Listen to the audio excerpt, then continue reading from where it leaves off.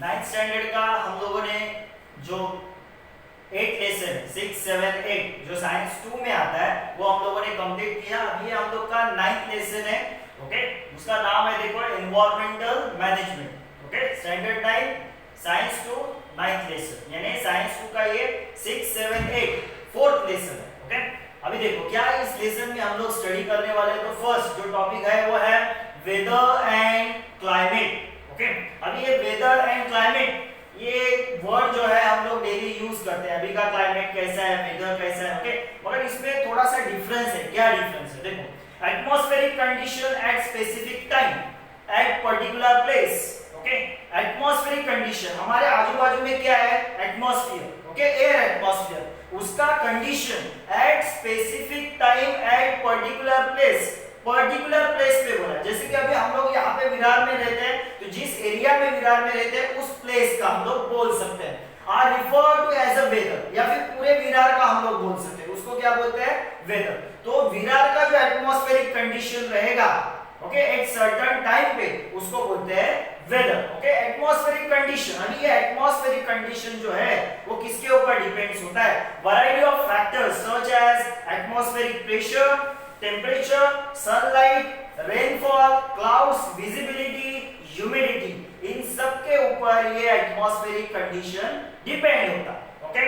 We frequently express our opinion about weather by making the statement, okay. Weather के बारे में हम लोग ऐसा बोलते हैं, क्या बोलते हैं, टुडे इट इज कोल्ड और इट इज टू हॉट, या फिर हॉट डे, ओके। तो वेदर के बारे में हम लोग बोलते हैं कि आज थोड़ा ठंडा फील हो रहा है, ओके, या फिर आज थोड़ा हम लोग को हॉट फील हो रहा है। तो ऐसे वेदर के बारे में हम लोग बोलते हैं। Weather depends upon the prevailing condition of the air, तो वेदर किसके ऊपर डिपेंड है, prevailing condition of the air, air यानी क्या है, एटमॉस्फेयर, ओके। तो वो एटमॉस्फेयर के कंडीशन पे, यानी टेम्परेचर, ह्यूमिडिटी वगैरह ये सब इसके ऊपर डिपेंड है। The climates of a particular region, the average of daily reading of the various weather related to parameter recorded for several years. Climate कैसे फाइंड आउट किया जाता है, क्लाइमेट फाइंड आउट किया जाता है पर्टिकुलर रीजन के लिए, पर्टिकुलर प्लेस नहीं बोला है, पर्टिकुलर रीजन के लिए डिफरेंट पैरामीटर्स को स्टडी करके क्लाइमेट फाइंड आउट किया जाता है। And climate is a long term predominant condition of the atmosphere, weather है वो एक सर्टेन पीरियड ऑफ टाइम के लिए, ओके, मगर क्लाइमेट जो है वो एक लॉन्ग पीरियड ऑफ, हम लोग बोल सकते हैं वेदर का एक condition, long period of weathers condition. Change in weather, okay. अभी ये वेदर देखो कैसे चेंज होता है, climate does not change continuously, climate change नहीं होता, ओके। तो हम लोग इसको ऐसे एक सिंपल बनाते हैं क्लाइमेट, यानी देखो अभी एक रेनी सीजन होता है तो उसमें क्या डायरेक्टली अपना विंटर सीजन या फिर उसमें समर सीजन नहीं आता, तो एक लॉन्ग ड्यूरेशन के लिए रहता है, ओके। तो वो हम लोग उसको कंसीडर कर सकते हैं कि क्लाइमेट, तो climate does not change continuously, climate that which remains constant in a region, region यानी एक पर्टिकुलर रीजन के लिए। जैसे हम लोग का सपोज हम लोग बोल सकते हैं कि इंडिया का एक रीजन है, तो उसके लिए वो क्लाइमेट पर्टिकुलर रीजन के लिए for a long duration, thus we see that the weather is related to specific location। मैंने क्या बोला, वेदर क्या रहता है, एक स्पेसिफिक लोकेशन, यानी पूरा महाराष्ट्र में हम लोग बोल सकते हैं कि विरार उस स्पेसिफिक लोकेशन के लिए वेदर अलग रहेगा और अलग अलग जगह पे वो वेदर अलग रहेगा। मगर क्लाइमेट जो है वो पर्टिकुलर रीजन के लिए होता है, या फिर इंडिया के हम लोग बोल सकते हैं कि डिफरेंट स्टेट्स, या फिर वर्ल्ड के लिए हम लोग बोल सकते हैं डिफरेंट नेशन, तो उसके लिए अलग अलग होता है, okay. Whereas the climate is related to longer duration and larger area, climate क्या रहता है, longer duration के लिए रहता है, and the larger area, okay। Change in the weather may occurs for a short period, weather का जो change है वो short period के लिए होता है, ओके। मॉर्निंग में वेदर अलग रहेगा, इवनिंग में अलग रहेगा, आफ्टरनून में भी अलग हो सकता है, okay. Whereas the change in the climate, मगर जो क्लाइमेट का चेंज है takes place slowly over a much long duration, मगर क्लाइमेटिक चेंज जो है वो इतने जल्दी टाइम में नहीं होता, वो लॉन्ग ड्यूरेशन के लिए होता है। तो वेदर एंड क्लाइमेट, ओके, उसमें ये देखो डिफरेंस, वेदर जो रहता है उसका जो ड्यूरेशन रहता है वो शॉर्ट ड्यूरेशन है, क्लाइमेट का ड्यूरेशन लॉन्ग ड्यूरेशन है। वेदर जो है वो कंटिन्यूअसली चेंज हो सकता है, क्लाइमेट को चेंज होने के लिए टाइम लगता है। तो ये दोनों में डिफरेंस है, weather and climates.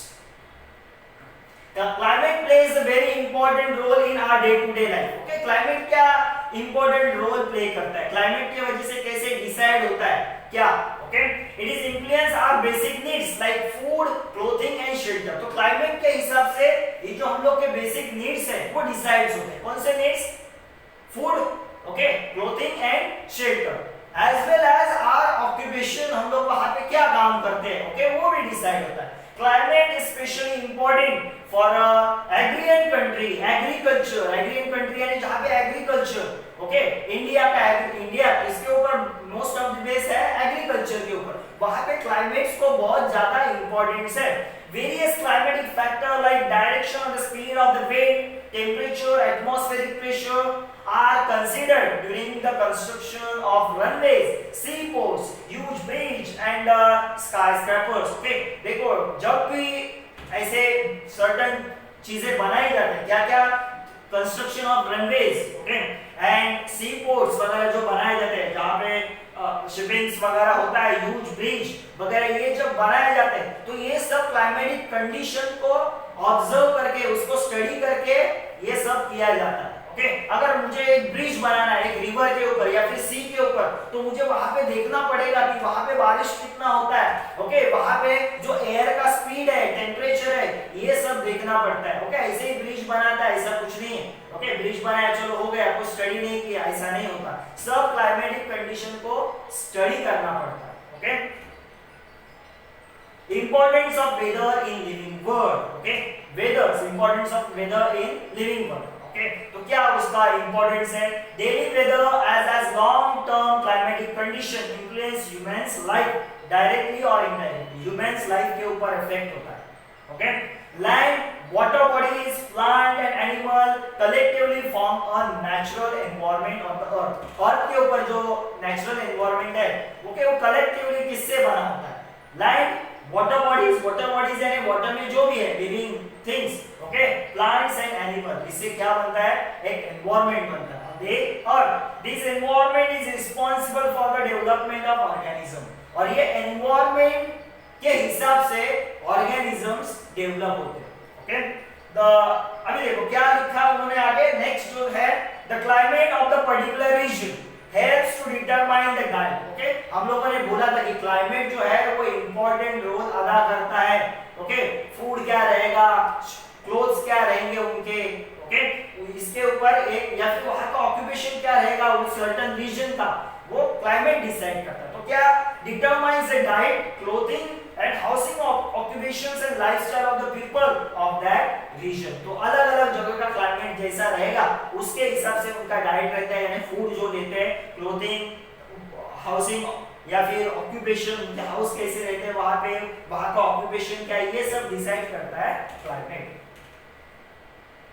For example अभी हम लोग देखेंगे कि कैसे क्लाइमेट डिसाइड करता है कि हर जगह का जो फूड है, खाने का तरीका, क्या फूड खाते हैं, वहां के हाउसेस कैसे होते हैं, ये सब कैसे डिसाइड होता है। तो हम लोग एग्जांपल लेते हैं lifestyle of Kashmiri and Rajasthani people. Okay, Kashmir में रहने वाले एंड राजस्थान, ये दो अलग अलग रीजन है। ओके, तो वहां पे क्लाइमेट के हिसाब से कैसे चेंजेस होता है देखो। असल तो देखो कश्मीरी पीपल का देखो, उनका जो क्लोथिंग का स्टाइल है एंड कश्मीरी पीपल का क्लोथिंग का स्टाइल अलग है।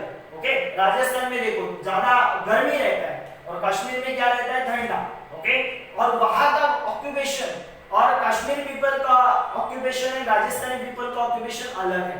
ओके, उनके घर अलग है, या फिर जो भी वो वहां पे ऑक्यूपेशंस करते हैं, काम करते हैं, वो भी सब अलग है। ओके, खाने का जो खाना खाते हैं, वो जो कश्मीर में खाना खाया जाता है वो क्या राजस्थान में वही सेम खाना खाया जाता है क्या? नहीं। तो वहां पे क्लाइमेट के हिसाब से वहां पे फूड भी खाया जाता है। Okay, next the salinity of marine water. Salinity यानी देखो जो एक हम लोग बोल सकते हैं कि सॉल्टी टेस्ट आता है मरीन वाटर को, उसको बोलते हैं salinity. And the formation of oceanic currents. Okay, oceans में क्या आते हैं? जो वेव्स आते हैं उसको बोलते हैं oceanic currents. Water cycle, all are related to various weather and climatic factors. इनका भी वेदर एंड क्लाइमेटिक फैक्टर्स के ऊपर इफेक्ट होता है। किसका किसका? Salinity of marine water, formation of oceanic current, water cycle. Okay, ये भी इफेक्ट करते हैं। वेरियस वाटर साइकिल है, उसके बारे में आप लोगों ने लोअर स्टैंडर्ड में पढ़ा होगा कि सन के वजह से क्या होता है, पानी का वेपर में कन्वर्ट होता है, बाद में क्लाउड, रेन, ये सब वो water sector. Various climatic factors brings about the weathering of the rocks in the earth crust. Okay, अभी सर different climatic factors के ऊपर वजह से क्या होता है, अर्थ का जो रॉक होता है, ओके, पत्थर जो होते हैं वो क्या होते हैं, ब्रेक होते हैं। weathering of rocks यानी वो क्या होते हैं, ब्रेक होता है और उससे सॉइल बनता है। Climate plays a very important role in the formation and enrichment of soil. Okay, formation, soil कैसे बनता है, रॉक से बनता है। तो रॉक ब्रेक होके सॉइल बनता है, बाद में वो सॉइल का एक सर्टेन लेयर होते जाते हैं, okay, and enrichment of soil, जो उसमें जो न्यूट्रिएंट्स ऐड होते हैं वो भी बिकॉज ऑफ क्लाइमेट के वजह से ऐड होते हैं। And last, the microbes in the soil plays an important role. अभी सॉइल में कौन रहते हैं, certain microorganism, they also plays an important role in the formation of organic material. Okay, उसमें जो भी न्यूट्रिएंट मिक्स करने का काम होता है वो भी certain microbes करते हैं सॉइल में। This process depends upon the various climatic factor. तो ये जो प्रोसेस है वो भी certain climatic factors के ऊपर ही डिपेंड होता है। It is very clear that the study of meteorology is very important from the viewpoint of human life. अभी ये meteorology क्या है, ओके, उसको हम लोग आगे जाके स्टडी करेंगे। While ascertaining the climate of a particular region, जब हम लोग को बताना होता है, ascertaining यानी बताना होता है एक particular region का climate, तो हम लोग क्या करते हैं, a review of the earlier studies of the various aspects of climate is very important. तो वहां का जो क्लाइमेट बताया जाता है तो प्रीवियसली क्लाइमेट क्या था उसके बारे में भी स्टडी करना पड़ता है उस रीजन का।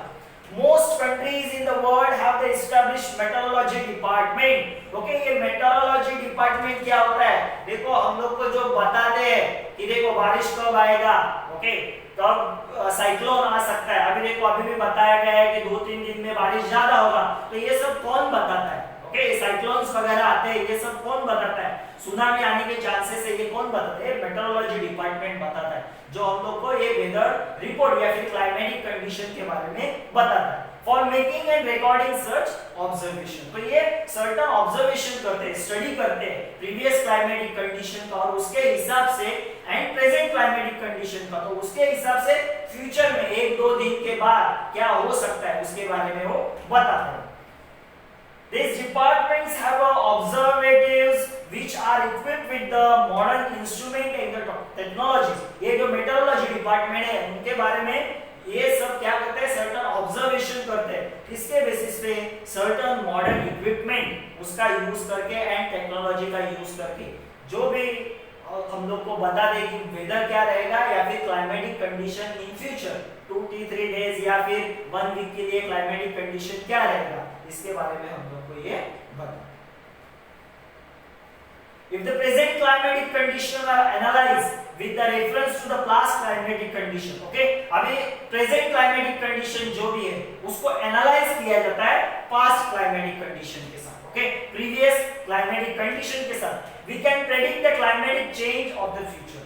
तो प्रेजेंट का क्लाइमेटिक कंडीशन का कंपैरिजन किया जाता है या फिर उसको रिलेट किया जाता है पास्ट क्लाइमेटिक कंडीशन को और फ्यूचर का क्लाइमेटिक कंडीशन क्या रहेगा उसका प्रेडिक्शन किया जाता है। As a climate is the net result of the complex mixture of various atmospheric factors, forecasting it is very complicated and difficult. Forecasting यानी prediction, forecasting यानी prediction, okay, तो क्लाइमेट क्या होता है, it is a complex mixture of various atmospheric factor, उसमें बहुत सारे atmospheric factors आते हैं जैसे टेम्परेचर है वगैरह, ये सब ह्यूमिडिटी और बहुत सारे इसमें फैक्टर्स आते हैं। तो हम लोग आगे जाके क्लाइमेट क्या रहेगा उसका फोरकास्टिंग करना ये थोड़ा डिफिकल्ट है, उसका प्रेडिक्शन करना थोड़ा डिफिकल्ट है।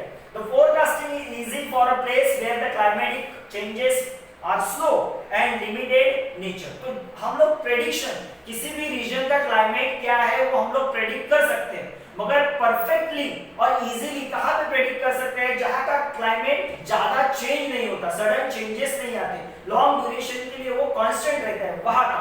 Where the climatic changes are complex, indeterminate and rapid, making the forecast is very difficult. तो जहां पे क्लाइमेटिक चेंजेस जो होते हैं वो बार-बार बदलते रहते हैं, ओके, लॉन्ग ड्यूरेशन के लिए, इतने लॉन्ग ड्यूरेशन के लिए नहीं रहते, ओके, वहां का जो फोरकास्टिंग है यानी